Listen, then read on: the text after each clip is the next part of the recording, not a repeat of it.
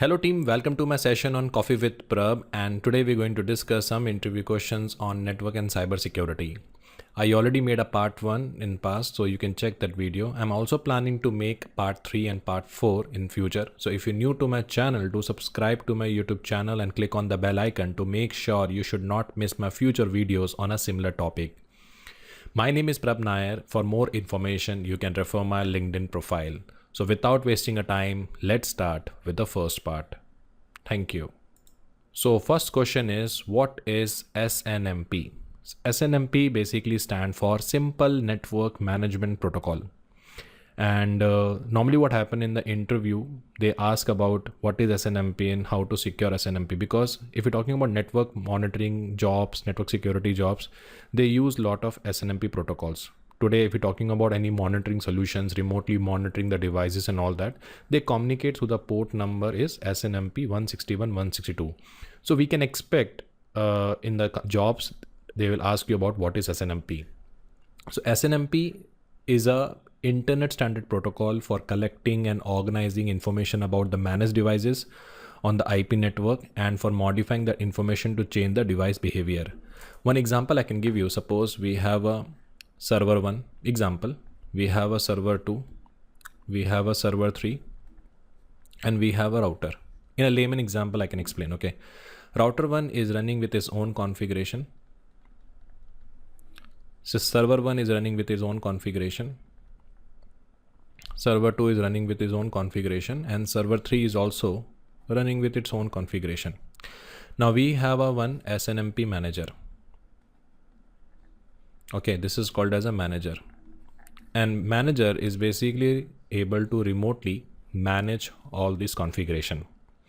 Okay, so SNMP widely used in a network management for network monitoring, and it is basically a primary tool used for the data collections and all that. It means from this particular system, I can remotely manage the configuration of a router 1, system 2, system 3. The only condition is that on the systems 161 and 162 port is need to be open. Like we have a router device, I want to remotely check the configuration of a device, so SNMP port must be open on the router. I want to see the remote configuration of a server, like how many files are open, how many drives are open, how many services are running. So with the help of SNMP port number, I will establish the connection on the respective system, and I can able to extract the informations from the respective system. So that is why if you see the definition, SNMP is a network management protocol. You know, SolarWind is used for the monitoring. They rely on the port number SNMP only. If SNMP port is not open, they cannot able to do the remote monitoring. And SNMP not only manage the network infrastructure device, but also used to manage the servers and other systems, you know, within their organization. That is what we have. So it has a different versions. It has a version 1, version 2, and version 3. If you can see here, it is clearly mentioned. We have a version 1, version 2, and version 3. And there's a significant version of SNMP in terms of the comparison we have. So an SNMP version 1 was the original version of the protocol, and recently version 2, version 3 was introduced to the improvement in the performance, flexibility, and security. The three criteria we have based on which version 2 and version 3 was introduced. One is called as a performance. Okay, second is basically called as a flexibility. And third is basically called as a security. Okay, so today SNMP is a component of our Internet Protocol suite also, which is defined in the IETF. And that is why it consists of a set of standards for network management, including application layer protocol, database schemes, and set of objects. That is what we have. So I'm sure you get a better visibility about the SNMP. So in SNMP, they might ask you what are the components we have, which I have not covered in this particular presentation, but for reference, SNMP consists of 3 components. So we have 3 components. One component is called as a managed devices. Managed devices. Manage devices. Second is basically called as an agent. And third is called as a NMS. I repeat again, we have a 3 component in the SNMP. One is called as a managed devices, second is called as a agent, and third is called as a NMS. NMS is mean network management station. So NMS is the where the software which run on the manager, and agent is basically the one which is a software run on the managed devices, and managed devices is the one which is used for parameter. Okay, so that is how it work. So managed device is a network node. Okay, you can say like that implement the SNMP interface which allow the unidirectional or bidirectional access to the node specified information, and managed device exchange the node specific information with the different parameters. Okay, like we have a router, we have a access server, we have a switches, we have a cable modems, etc. And when you're talking about the agent is a network management software that reside on the managed devices. So agent has a local knowledge of the management information. And third is called as a NMS, network management station. They execute application that monitor and control the managed devices. So NMS basically provide the bulk of processing, memory resource, which is required for the network management. So that is what we have.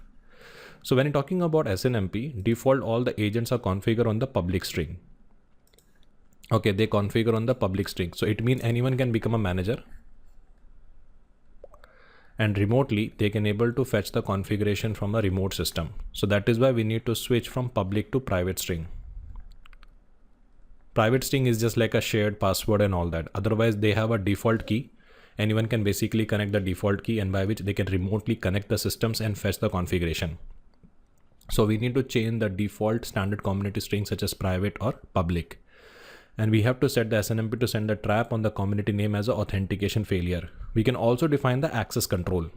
Okay, we have access control rule on the network device to only allow the SNMP communication from a trusted management host. So these kind of things we have in the SNMP. So ultimate goal of the SNMP is to monitor the systems. That is what we have. So I can show you one diagram thanks to Wikipedia. Here you can see. So here, if you notice here, we have agents. Agents, it's your nodes, okay? 1, 2, 3, 4, 5, which basically fetch the data from where we're collecting the data. The data is going to the manager. We have one interface in which we have a complete visibility what is happening. And from this particular device, I can able to remotely manage all the things. Agent here is nothing. It is just your router, switches and all that. So I want to remotely manage the agents only, right? And this is a manager as interface in which we have a visibility about what is happening. Okay. So this is how the SNMP works. So let's move to the next interview question. What is cryptography? Cryptography is a science of writing data into secret text. So that is basically called as a cryptography. So we have a different type of cryptography. We have a symmetric cryptography. We have a asymmetric cryptography. Okay, I can write down here. One is called as a symmetric cryptography, and one is basically called as a asymmetric cryptography. So symmetric cryptography is basically use a shared key. You can check my cryptography video, you get a visibility. We have a shared key. It means same key used to encrypt the data and same key used to decrypt the data. But when you're talking about the asymmetric, in asymmetric, we have a two keys, public key and private key. Okay. So we use in the organization which is called as a hybrid cryptography, where symmetric key used for the data encryption and asymmetric key used for the key exchange. So in traditional scenario, whenever we want to send data from source to destination, we use cryptography. Next is basically called as a encryption. Encryption is a process of translating data into another form so that only people with the access to secret key or password can read that. That is basically called as encryption. So you can say like that encryption is part of the cryptography, but cryptography is not limited to encryption. Okay. In cryptography, we have a multiple services like authenticity, integrity, confidentiality. So one aspect is called as a confidentiality, and that is something achieved by the encryption. Example like we have, it's me, which is VP, and this is my friend, which is called Mahesh. Okay, we know some parameter by which we communicate. Okay, so I told something in a particular value. So if someone listening to our conversation, they cannot able to understand anything. Why? Because we use a language which is only known to VP, which is me or Mahesh. So this is the encryption we have. So encryption is a technique which we use by which we convert the data into unreadable format. And we have one key by which we can able to read that. And that key is only available to the authorized user. So that is called as an encryption. Okay. So cryptography used to provide multiple things. It provide the confidentiality, it provide the integrity, it provide the authenticity. And one of the element of that is encryption, which is used to achieve the confidentiality. We also have one more concept which is called encoding. So thin line difference between encoding and encryption is that in the encoding, we replacing the characters. It means A will be replaced with C or D is replaced with F, example. But in the encryption, first we introduce the plain text and we convert into binary. Then we introduce the key and that is also convert into binary. And then final output will be the XOR value like 101, 011, 101, 011, 110 and 011. And this is basically my final ciphertext. So thin line difference between the encoding and encryption is that encoding introduce the changes in the character levels, where the encryption introduces changes in the binary. That is why encryption is basically more secure than encoding. Let's move to the next interview question. Okay, what is SSL? One of the frequent question asked in the interviewer. Secure socket layer. Let me first understand why we need SSL. That's a question. Okay, because until unless you don't understand the SSL, you will not be able to relate the things. That's a very important thing. So what is SSL and how SSL works and what is the need of the SSL? So example like we have a client and he connected with the web server. This is my web server. Okay. So client connect with the web server. He's sending a request called http gmail.com. Web server provide the page which is called http gmail.com login page. So he got a login page. He entered the username, he entered the password, it's sent to the web server. Now here is the attacker. Attacker can able to intercept this entire information. Why? Because this entire information is sent in the plain text. One thing you need to remember, whenever you're sending a data, okay, whenever you're sending a data on the internet, it is always prone for man in the middle attack. And when client is connecting with any server, they need to first understand the trust. So client, before sharing his password with anyone, he wants some kind of a trust. So server is basically also provide one certificate. Same like you want to reach out to me for some training. So one common trust between you and me is the vendor certification. So that is where the SSL come into the picture. So SSL, you know, the people have this assumption SSL is only for secure communication, which is not true. SSL basically offer more than secure communication. It is basically help us to build the trust, provide the authenticity, integrity, and confidentiality.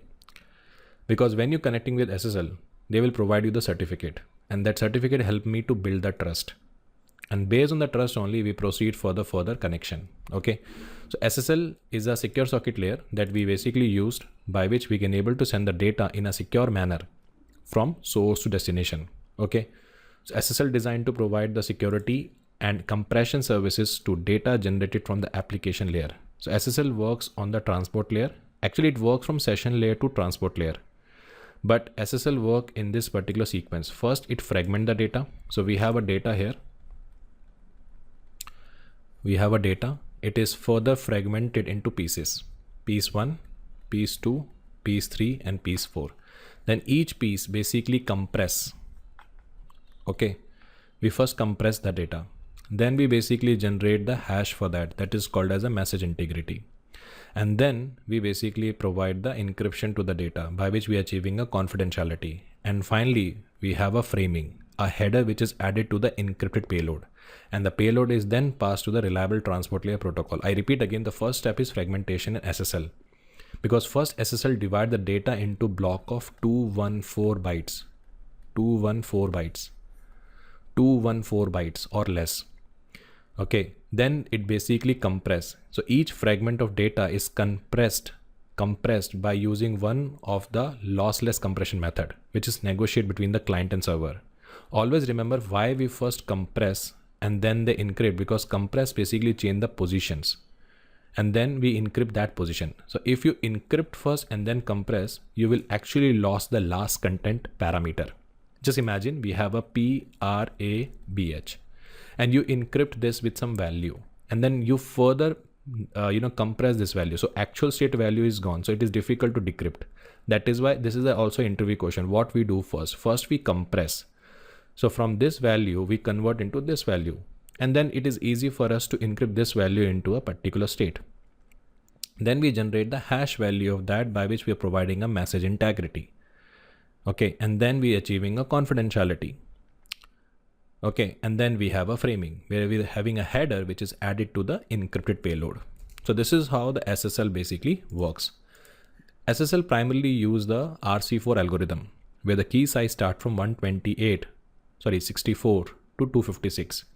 But there was a lot of improvement is required in the SSL, and that is why the TLS come into the picture. So what is TLS?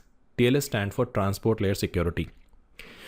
SSL has a probability of the data loss, where the TLS providing a connection oriented services because it work from the session to transport layer also, but primarily it work on the transport layer. So TLS stand for transport layer security, introduced with the version of algorithm which is called AES. Okay, so TLS designed to make the use of TCP to provide the reliable end-to-end secure services, and current version is TLS 1.3. When we're talking about the two important concepts in the TLS are the TLS session and TLS connection. These are the two important parameters we have, TLS session and TLS connection. So TLS connection is basically a transport, you can say connection is a transport that provide the suitable type of service. For TLS, such connections are peer-to-peer relationship and the connections are transient. And every connection is associated with one session. So TLS session is an association between the client and server, and sessions are created by the handshake protocol. And session basically define the set of cryptography security parameter which can be shared among the multiple connection. Sessions also used to avoid the expensive negotiation of a security parameter. That is why it works from session to transport layer. TLS primarily provide the two important services. One is called as a confidentiality and one is called as a integrity. So confidentiality is basically used for handshake protocol which define the shared secret key that is used for the conventional encryption of the TLS payload. And message integrity, where the handshake protocol also define the shared secret key which is used to form the MAC, message authentication code. So it offer the confidentiality in message integrity and it also support the VoIP and UDP services. So when you're talking about the TLS and to SSL, so this is how the version sequence we have. First we introduce a SSL 1.0, then we have a 2.0, then we have a 3.0. Then we have a TLS 1.1, 1.2 and 1.3. Is it clear? So this is the pointer we have. Now, in some cases, what happen is they also ask the question difference between TLS and SSL. Actually, advanced version of SSL is TLS only. So in SSL, hash calculation also comprise the master secret and pad, while in TLS, the hashes are calculated over the handshake message. If you're talking about the SSL message authentication, adjoin the key details and the application data in an ad hoc way, while TLS rely on the HMAC concept, HMAC. And these are the essential difference between the SSL and TLS they have. Okay. Again, advanced version of SSL is TLS. Let's move to the next question. So team, what is SSH? SSH is basically stand for secure shell. Now we have a system A and this is basically my server. Okay. So we have a system A which is connected with the server. Now remotely, I want to connect with this server. So example, like we take a remote desktop, right? So in a remote desktop, you can see the graphical representation of a system. Like we enter the RDP IP and we take a remote desktop. We also use one more technique which is called telnet in Microsoft. You enter the telnet space IP address and you can have a command interpreter of the remote system. But telnet send the data in the plain text. So we are looking for the alternate of a telnet which can able to provide me the secure connection. And that is where the SSH come into the picture, which is called secure shell. I will enter the SSH space IP address and by which I can connect with the remote server. And then I am in that system. But that is more like a command systems. And then whatever I'm entering a command cd dir and all that, it means I'm enumerating the directories and everything of the remote server. And this entire session is basically encrypted. So SSH is the alternate of the telnet, which is used for the remote management. So SNMP also does the thing. In SNMP, we extracting the information. In SSH, we are connecting with the system, and remotely we are able to manage the system. Remotely, I can create a user, delete a user. Remotely, I can manage the drives, create a drives. Everything can be done with the help of SSH. So SSH is a protocol for a secure network communication designed to be relatively simple and inexpensive to implement. Today, in the case of Amazon, Azure and all that, where you're connecting with the instance remotely, you're using SSH only. And the current version of SSH is version 2. We also have a version 3, which improve the integrity and confidentiality. One thing you need to remember, SSH basically provides the strong encryption. It provides server authentication, integrity protection, and compression. These are the 4 services offered by the SSH. Okay, so SSH is the remote monitoring tool. It is not remote monitoring tool. It is a utility tool by which I can able to connect with the server remotely, and I can able to manage the system remotely. I can be into the system, and remotely I can able to do anything on the system. And this entire session is basically secure. So that is basically called as a SSH. Let's move to the next interview question. So Prab, can you tell me what is the difference between the DOS and DDoS attack? DOS and DDoS is basically stand for denial of services. Okay, it directly impact the availability of the services, availability.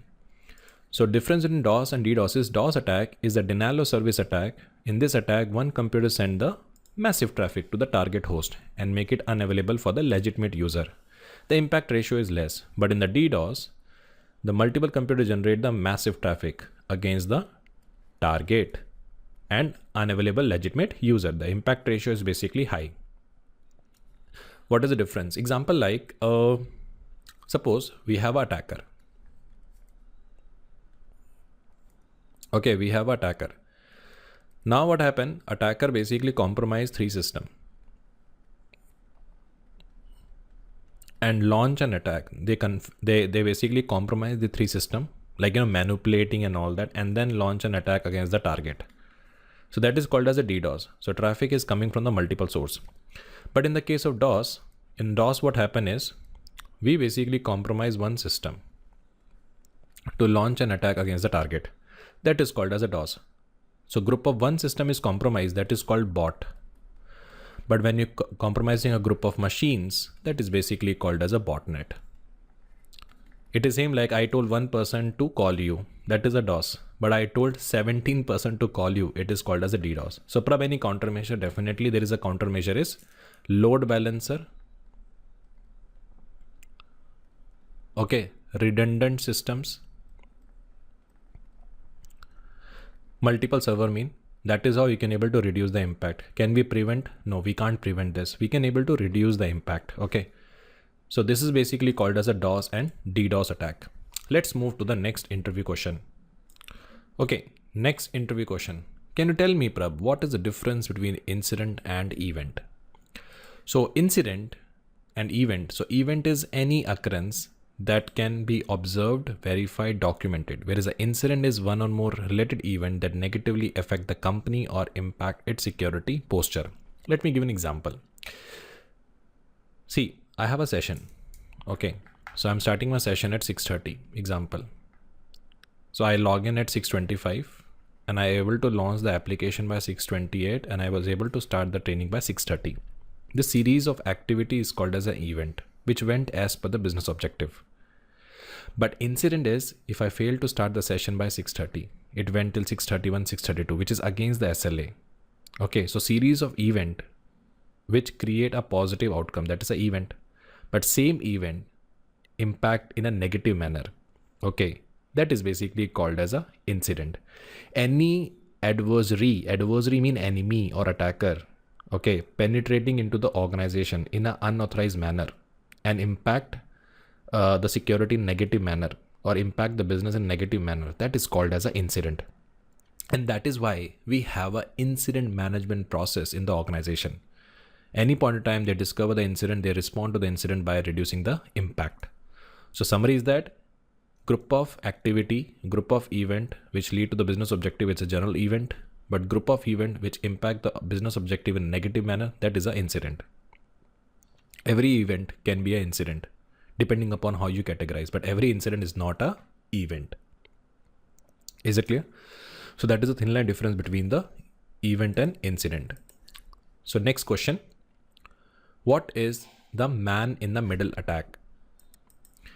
It is a very common question which is asked in the interview.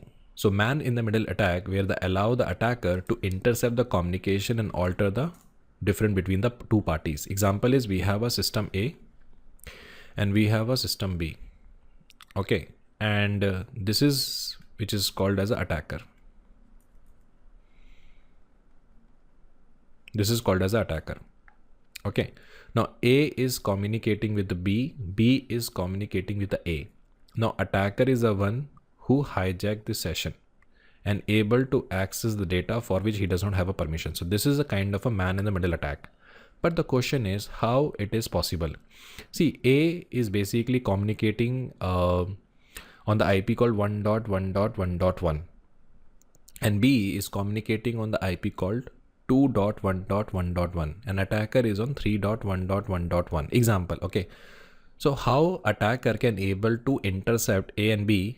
Attacker can simply tell the B, hey, I am 1.1.1.1. Let's do the further communication with me. So B was an impression that request is coming from the A. So rest of the information B will start sending to the attacker. So that is why in a man in the middle attack, it is achieved by two techniques. One is called by the IP spoofing and one is basically called as a ARP spoofing. IP spoofing, I already demonstrate you where I will basically configure and spoof the actual IP and by which I can able to proceed for the further communication. One more example I can give you. My friend, his name is Mahesh. Okay.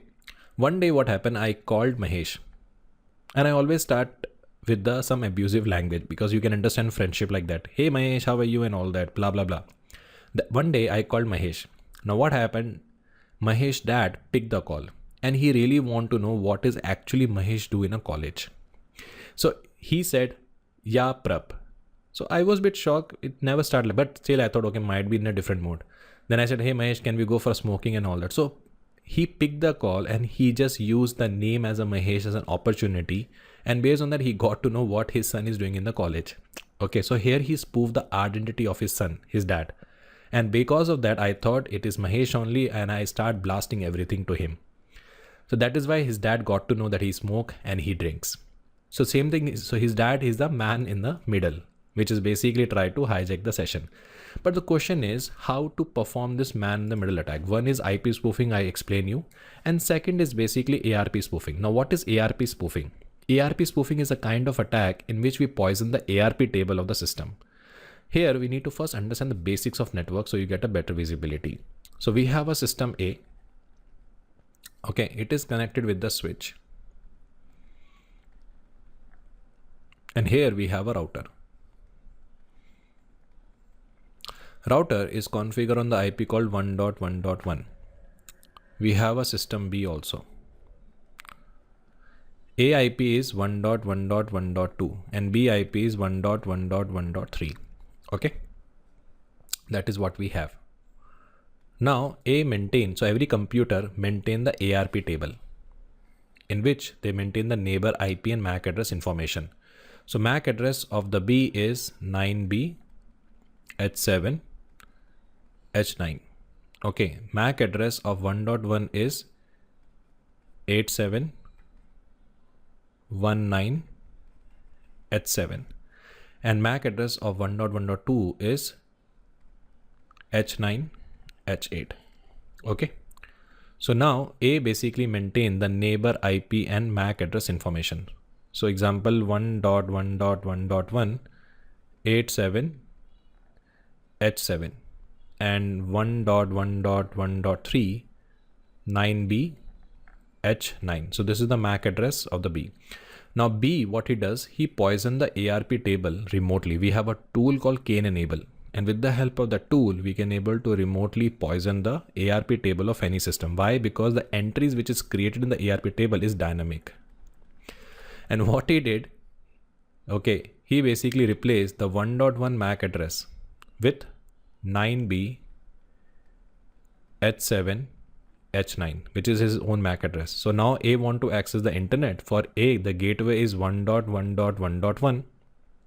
According to OSI model, first data comes to network layer, they assign the IP 1.1, then it moved to data link layer. In data link layer, we need to assign the MAC address. They check the ARP table that 1.1 is mapped to which MAC address. So 9B H7 they attach. A forward the information to switch. Switch check what is the destination MAC address. Destination MAC address 9B H7, and switch will forward the information to B because 9B H7 belong to H9. So all the communication is basically went through like this way. So that is called as a ARP spoofing attack. So what is the countermeasure? Create a static ARP entry, monitor the network traffic to check any kind of an activity happening. So these are the countermeasures we have, or use encryption. Okay. So this is basically called as a man in the middle attack. Let's move to the next interview question. So could you please explain me what is the difference between the brute force attack and dictionary attack? So if you go by the description, brute force attack and dictionary is dictionary attack where the attacker use known word list file and try to crack password from that list. On the other hand, brute force use a large number of possible key permutation. Example is, we have an attacker and this is my server. So attacker basically connect with the web server. Web server is basically provide the login page. So this is the login page we have, in which we have a username and we have a password. Okay, username and we have a password. So attacker basically maintain the list, universal list of username password. From the list, it will pick, enter the username, enter the password and try to break. So that is called as a dictionary. Okay, they have a source file. From the source file, they basically pick the username and password. We have a tools, okay, we have a tools. So tool will pick the one username, one password, try to place, one user, one password, try to pick, one username, one password, try to pick. One limitation is that we are limited to that file only. From the file, the words gone, password gone, attack gone. So that is the one disadvantage we have because we are limited to that word list only. But in the case of brute force, in the brute force, what happened? We don't rely on any file. The tool itself generating a random username, random passwords and try to pick.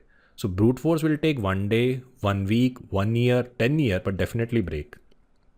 So thin line difference between the dictionary and brute force is dictionary basically take a random source.